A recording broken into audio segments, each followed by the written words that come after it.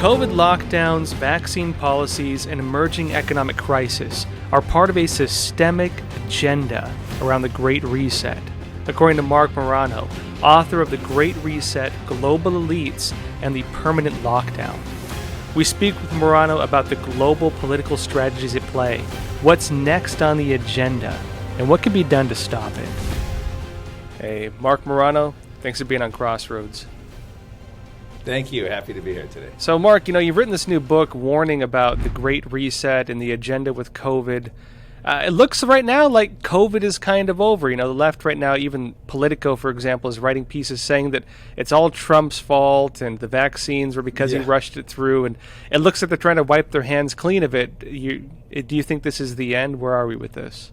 No, I think it's the beginning of the historical revisionism. We also have Jerome Adams, the Surgeon General under Donald Trump, claiming that we never actually were locked down, that was a sort of a figment of our imagination, that no one was really locked down.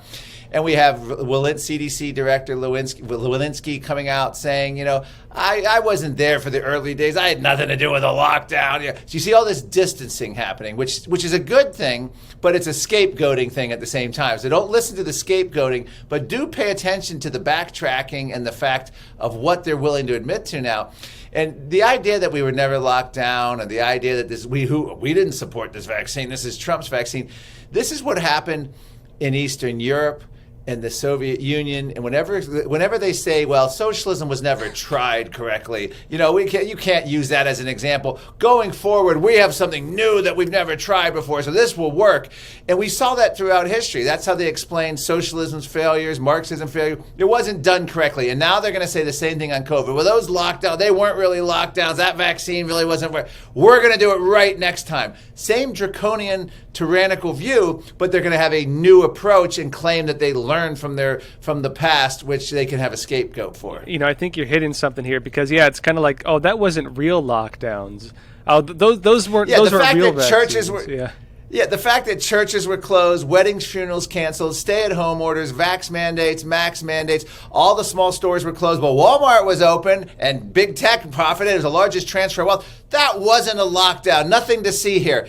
This is historical revisionism, the same way they call the new dictionary definition of an anti-vaxxer is someone who doesn't support a mandate. Used to be someone who's against all vaccines was an anti-vaxxer. Now it's if you don't support the government mandate via a Chinese social credit system, you are a vax denier, anti-vaxxer. And that's what they're doing. They're changing the language. Well, and on that point too, it kind of feels like we're seeing the light at the end of the tunnel, but it's kind of it doesn't feel like it's quite over yet.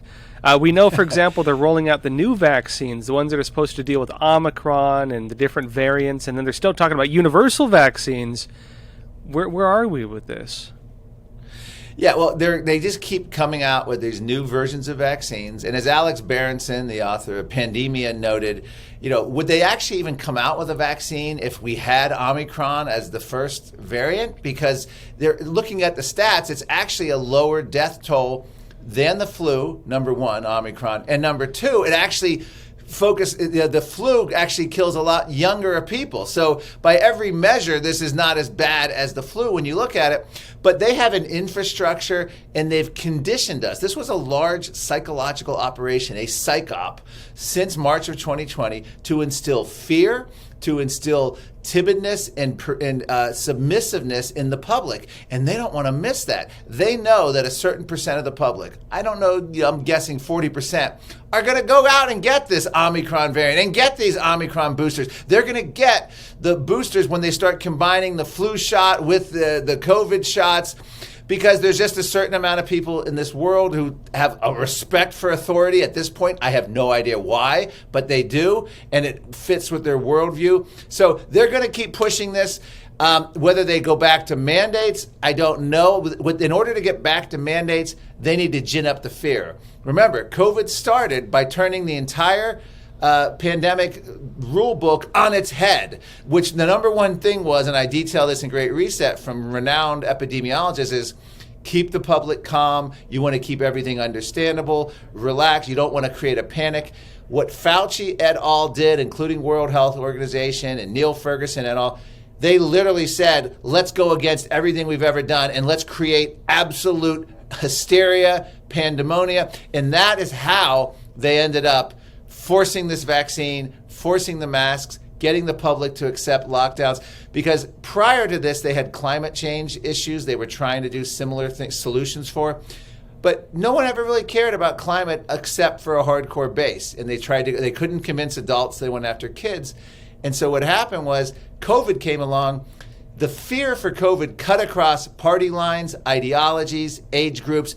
It pretty much scared everyone at first. We were told Spanish flu death tolls on steroids based on the models of the virologists.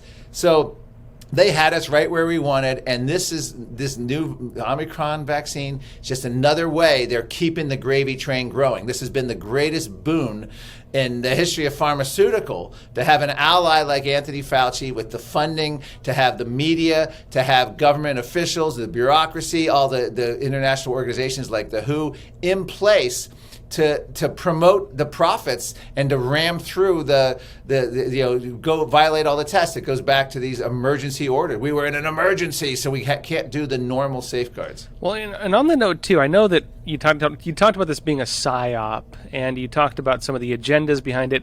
I know one of your big areas of research with your book about the Great Reset is really the political agenda with COVID, with the lockdowns, and really, between the Green New Deal and Great Reset, you really make the case that this seems to be part of an agenda. Like, what is this agenda with COVID? A lot of people would say, oh, it's conspiracy. What would you say to them? It's not a conspiracy. I think it was the Yale professor who just said on Fox News this past week, we're not conspiracy theorists, we're conspiracy observers in real time. And 2020 was the year conspiracy realities outnumbered conspiracy theories, because everything they said was a conspiracy. The vax mandates, the lockdowns, all turned out to be true.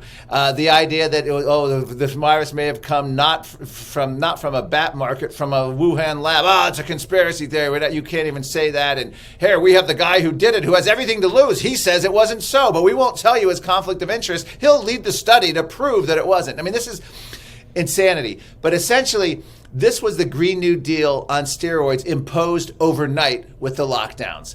They had limits on travel, which is part of the Green New Deal. They had planned recessions to fight global warming, which had been part of every United Nations conference that I attended annually. People advocating for degrowth movement. Hey, what's a lockdown but degrowth?